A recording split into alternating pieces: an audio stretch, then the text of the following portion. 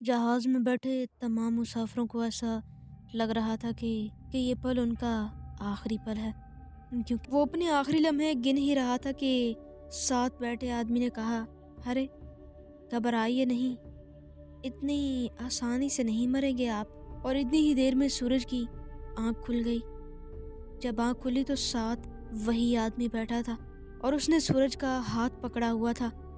सूरज ने जल्दी से अपना हाथ छुड़वाया और वॉशरूम की तरफ गया और मुंह हाथ धोकर जब वापस आया तो वो आदमी उस सीट पर नहीं था। उसका दिल चाह रहा था कि अगर ये आदमी ना होता तो मैं विंडो वाली सीट पर बैठ जाता। कुछ देर में होस्टेस आती है तो सूरज कहता है, क्या यहाँ पर जो आदमी बैठा था वो कहाँ गया? होस्टेस ने बताया कि इस रो में सिर्फ आप ही बैठे हैं, आपके अलावा यहाँ कोई पैसेंजर नहीं है। ये सुनते के साथ ही सूरज परेशान नहीं हुआ, क्योंकि उसे लगा कि वो शायद किसी और सीट पर चला गया होगा। लेकिन उसे कहीं ना कहीं ये भी महसूस हो रहा था कि शायद वो वॉशरूम में गया हो। वो इधर उधर सब कुछ देखता रहा, मगर वो आदमी उसे कहीं नहीं नजर आया। वो सोच रहा था कि इतनी ज़्यादा आसमान के ऊपर एक आदमी कैसे गायब हो सकता है? आसमान निकल गया क्या उसे? लैंडिंग को 10 मिनट ही रह गए थे, लेकिन वो आदमी कहीं भी नहीं नजर आया। जब जहाज़ लैंड हुआ तो सूरज सबसे आखिर पे निकला, इसी बहाने से कि शायद मैं उस आदमी को देख लूं। मगर वो आदमी जहाज़ से नहीं निकला। सूरज जब जहाज़ से नीचे उतरा और एयरपोर्ट पर है, लगेज बेल्ट पर है, अपना सामान रख कर है, दूसरी तरफ से जब उठाने लगा तो सामने जो चीज़ उसने देखी, उसके पैर एक जगह पर जम चुके थे, क्योंकि सामने एक लाश लगेज बेल्ट पर आ रही थी और वो लाश बिल्कुल सूरज के सामने आकर रुक गई। सूरज ये देखकर बेहोश हो गया। जब उसकी आंख खुली तो फर्स्ट एड दिया गया था उसे और डॉक्टर उसे एक इंजेक्शन लगा रहा था।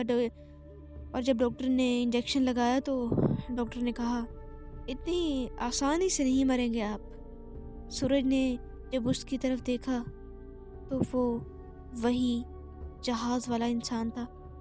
सूरज ने जल्दी जल्दी वहां से भागने की कोशिश की और घर पहुंचा। जब वो घर पहुंचा तो अपनी माँ को सारी बात बताई। उसकी माँ बहुत परेशान हुई, लेकिन थोड़ी देर बाद वो अपने कमरे में जाकर सोने लगा और फ़ोन की घंटी बजी। फ़ोन पर एक मैसेज आया था। उस पर एक क्लिप भेजा गया था किसी अननोन नंबर से।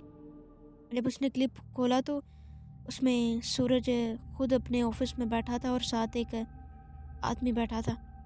और वो आदमी कह रहा था कि आप मेरे इस बिज़नेस प्लान के लिए लोन पास करवा दें।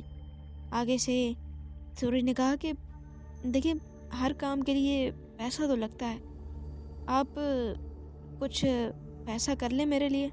देखिए, अब मैंने इस साल यूरोप भी जाना है क्योंकि मेरी शादी हो रही है।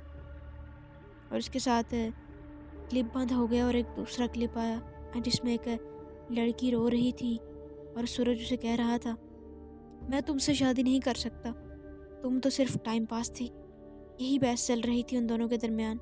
उसने जब उस अननोन नंबर पर वापस मैसेज किया तो कोई रिप्लाई नहीं आया और थोड़ी ही देर में नीचे एक पार्सल आया। सूरज के नाम पर वो पार्सल था। जब उसने वो पार्सल खोल कर देखा तो उसके अंदर सारे उसके गलत कारनामों की तस्वीरें थी। सर पकड़ कर बैठ गया कि ये कौन है जो मुझे ब्लैकमेल कर रहा है और ये सब मेरे साथ क्या हो रहा है। उसने पार्सल की दूसरी तरफ घुमा कर देखा कि ये किस पोस्ट ऑफिस से भेजा गया है। वो किसी दूसरे शहर से भेजा गया था। उसने अगली सुबह ही ट्रेन पकड़ी और वहाँ पहुँच गया। कोई इतना बड़ा ऑफिस नहीं था, छोटा सा बिल्कुल ऑफिस बना हुआ था और एक साथ एक गांव था। उसने जाकर पूछा कि ये पार्सल आपके यहाँ से भेजा गया है? तो उस आदमी ने कहा, जी ये आकाश ने भेजा है आपको, वो बिल्कुल इस गांव में रहते हैं। यहाँ सीधा जाकर दाएं हाथ हो जाइएगा, वहीं पर वो अपनी फसल में होंगे। सूरज ने उनका शुक्रिया अदा किया और फसल की जानब चल पड़ा। जैसे ही वो वहाँ पहुँचा तो किसान ज़मीन को पानी लगा रहा था और सूरज ने कहा, आपने ही मुझे ये पार्सल भेजा था? तो उस आदमी ने पीछे मुड़कर देखा। अरे, आ गए तुम। तुम्हारा ही तो इंतज़ार था मुझे। सूरज को कुछ समझ नहीं आया कि ये आदमी कौन है। उस आदमी ने कहा, बैठ जाओ यहाँ पर, बैठकर बात करते हैं। जैसे ही वो बैठा तो उस किसान ने ज़ोरदार फावड़ा उसके सर में मारा और वो ज़ख्मी हो गया। किसान ने उसका मुंह दबोचते हुए कहा, याद है तुम्हें? मैं वही हूँ जो तुमसे लोन लेने आया था। दरअसल आकाश एक बहुत गरीब किसान था और उसने अपनी फसल के लिए ही सूरज से लोन पास करवाने की रिक्वेस्ट की थी और अपना घर तक गिरवी रखवा कर उसने सूरज को उसकी रिश्वत दी थी। मगर इसके बाद भी सूरज उसका सब कुछ खा कर, उसे धोखा देकर उसका लोन पास ना करवा सका और उस किसान ने सुसाइड कर लिया। सूरज की तो आंखें ही फैलती जा रही थी। किसान ने कहा कि जो तुमने मेरे साथ करना था वो तो कर लिया, लेकिन अब मैं जो तुम्हारे साथ करूँगा वो तुम्हें भी अभी पता चल जाएगा। किसान उसको धक्का देते हुए बिल्कुल फसल के दरमियान में ले गया और वहाँ जाकर उसे ज़मीन में जिंदा गाड़ दिया।